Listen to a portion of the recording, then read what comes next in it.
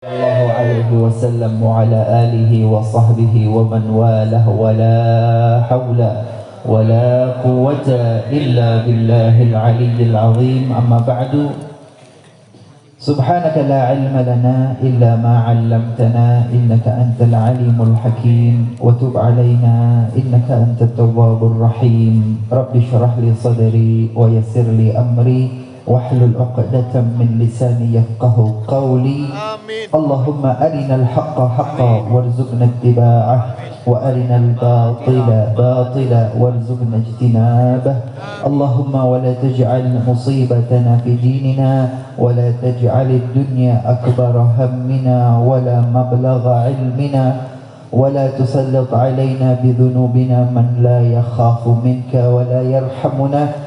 Allahumma ij'alna mimman yastami'una al-qawla fayattabi'una ahsanah birahmatika ya arhamar rahimin. Amin. Allahumma amin. Tafdhili wa ihtirami, yang saya hormati dan yang saya muliakan segenap para habaib, segenap para alim, ulama, asatidah, segenap tokoh masyarakat, sesepuh lan bini sepuh, musyawarah pimpinan kecamatan dan kelurahan, segenap aparat pemerintahan, aparat keamanan, semuanya tidak dapat kami sebutkan nama beliau satu per satu karena keterbatasan waktu yang harus selesai dan bubar sebelum jam 10.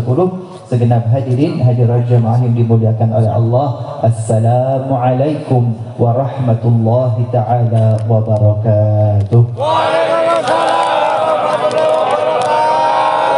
Alhamdulillah, malam yang kelima, hadis yang kelima. 5 malam berturut-turut kita bersalawat dan ta'lim. Kita juga merasakan udara yang sejuk di malam ini. Alhamdulillah Habib, tadi tidak tampak, tidak dengar ada yang bersin atau batuk atau pilek. Semuanya sehat walafiat. Semuanya sehat walafiat. Alhamdulillah. Andai kata diadakan tes semuanya negatif, kecuali satu tok yang tadi batuk. Sallallahu alaihi Nabi Muhammad. Hadirin hadirat, malam ini adalah hadis yang kelima. Qala al-muallif rahimahullah taala wa nafa'ana bihi wa bi'ulumihi fid dharain ila an qala al-hadithul khamis. Hadis yang kelima. An ummil mu'minin Aisyah radhiyallahu ta'ala anhuma qala Rasulullah sallallahu alaihi wasallam man ahdatha fi amrina hadha ma laysa minhu fahuwa raddun. Rawahul Bukhari wa Muslim wali Muslim man amila amalan laysa alaihi amruna fahuwa raddun. Sallu ala Nabi Muhammad. Hadirin hadirat, mohon maaf malam ini agak fokus sedikit ya. Ini butuh fokus. Oke, konsentrasi. Sallu ala Nabi Muhammad. Beberapa tahun yang lalu agak lama muncul di antara umat Islam, di antara saudara-saudara kita yang mereka mulai belajar agama Islam, mulai belajar Al-Quran, mulai mengenal hadis, mulai start baru. Kemudian yang mereka belajari masih baru-baru itu belum bertemu dengan tradisi keislaman yang kita lakukan begini. Karena pemula dan baru.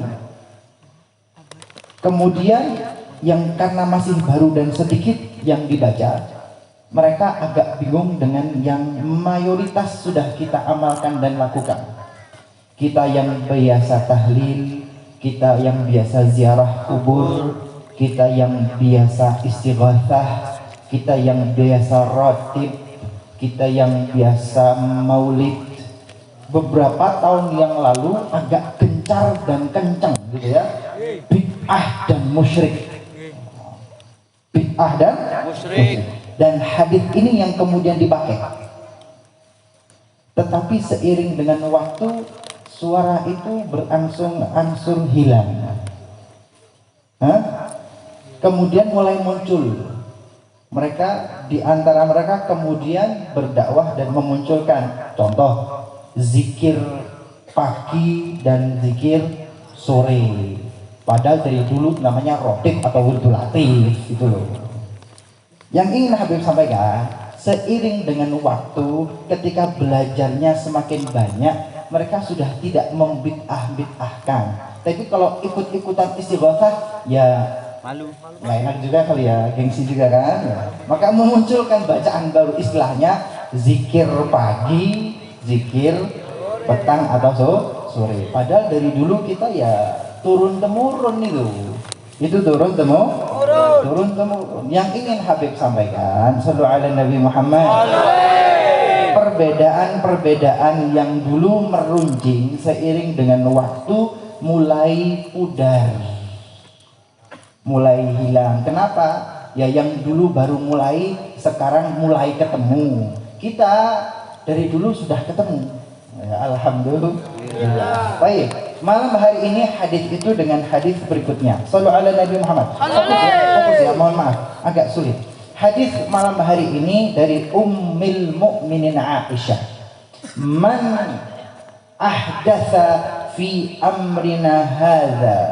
Man ahdatsa, siapapun yang memunculkan hal baru fi amrina hadza, dalam urusan agama kita ini, ma laisa minhu, dan sesuatu yang baru itu tidak menjadi bagian dari agama, tidak sejalan dengan agama, tidak sesuai dengan semangat agama, fahuwa raddun, maka itu akan tertolak. Yang rawahu Muslim, yang riwayat Imam Muslim, man amila amalan laisa alaihi amruna, siapa yang mengamalkan sesuatu dan sesuatu itu laisa alaihi amruna, tidak di atas rel agama kami Islam, fahuwa rad, itu akan tertolak. Dua hadis ini pada akhirnya dijadikan pijakan hukum sebagai kalimat bid'ah, bahwa sesuatu yang baru, sesuatu yang diamalkan dan baru tidak ada di zaman Nabi, maka disebut dengan bid'ah. Sampai di sini dipahami? Oke. Habib sampaikan hadis yang berhadap-hadapan secara langsung dengan hadis tadi. Apa itu? Man sanna fil islami sunnatan hasanatan. Man sanna fil islam, siapapun orangnya yang membuat tradisi di dalam agama Islam, sunnatan hasanatan, tradisi yang baik, yang memunculkan tradisi yang baik, memunculkan inovasi baru di dalam agama Islam. Jadi ada bid'ah, artinya sesuatu yang baru tapi maknanya negatif, bertentangan dengan agama Islam, bertentangan dengan syariat Islam, bertentangan dengan semangat agama Islam. Kalau sesuatu baru itu negatif, bertentangan dengan agama Islam, mengurangi kemuliaan agama Islam, maka disebut dengan bid'ah. Tapi kalau memunculkan sesuatu yang baru itu menguatkan agama Islam, maka disebut dengan sunnatan hasanatan, inovasi. Sallallahu ala Nabi Muhammad. Bisa diterima? Oke. Zaman sekarang kita belajar hadis dengan pengeras suara, dengan kamera. Bid'ah atau inovasi? Inovasi. Bid'ah atau inovasi? Inovasi. Kenapa inovasi? Karena baik. Ini memang hal baru. Di zaman Rasulullah nggak ada pengeras suara. Di zaman Rasulullah nggak ada kamera, nggak ada screen, nggak ada televisi, nggak ada. Tapi ini hal baru. Dan ini di dalam lingkungan agama Islam, tapi positif, tetapi baik, tapi menguatkan, memudahkan umat Islam untuk belajar, maka nggak dibilang bid'ah, tapi man sanna fil islami sunnatan hasanatan, itulah inovasi. Bisa diterima? Oke. Sebaliknya yang bid'ah bagaimana? Mohon maaf, saya sebutkan ini salah satu bid'ah dan kemungkaran. Saya tidak tahan sebetulnya. Pakai baju bagus muslim, pakai baju takwa, pakai gamis, pakai rida, pakai surban, pakai sunnah Rasulullah Sallallahu Alaihi Wasallam. Bagus ya kan? Bagus. Kemarin itu hadis dari Abdullah bin Mas'ud, Ibnu Mas'ud. Ibnu Mas'ud itu yang membantu Rasulullah, membantu di dalam ruang pribadi Rasulullah, menyiapkan pakaiannya, menyiapkan serban ridanya, menyiapkan siwak Rasulullah, menyiapkan alas kaki Rasulullah. Semenjak menjadi kepercayaan Rasulullah untuk urusan pribadi, Abdullah Mas'ud merubah dirinya. Kalau pakai pakaian selalu bagus rapi, selalu bersih, harum dan mewangi, selalu bersihkan mulutnya dengan siwak. Ditanya kenapa begitu? Ya, saya memuliakan alas kaki Rasulullah Sallallahu Alaihi Wasallam. Saya menggunakan pakaian yang terbaik, terbersih, terharum, terwangi. Kenapa? Memuliakan sandal, alas kaki Rasulullah Sallallahu Alaihi Wasallam. Jelas? Nah, mohon maaf, coba bandingkan. Mohon maaf sekali. Sudah pakai gamis bagus, sudah pakai sorban sunnah bagus, sudah pakai warna putih bagus, tapi yang bagus ini jangan dirusak dengan yang makruh.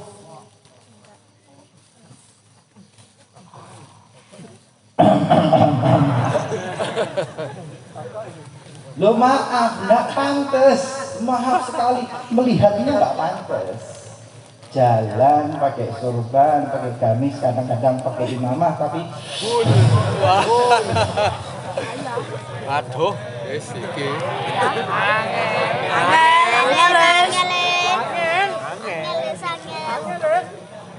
Abdullah bin Mas'ud itu gara-gara sandalnya Rasulullah Sallallahu Alaihi Wasallam, maka beliau tampilkan yang terbaik.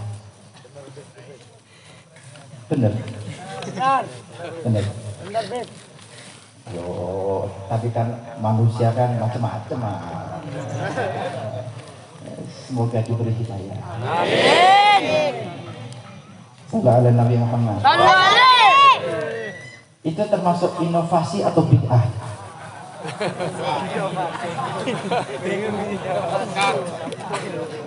Bid'ah dolalah. Itu inovasi atau bid'ah? Kok enggak tegas gini jawabannya? Pelakunya berarti.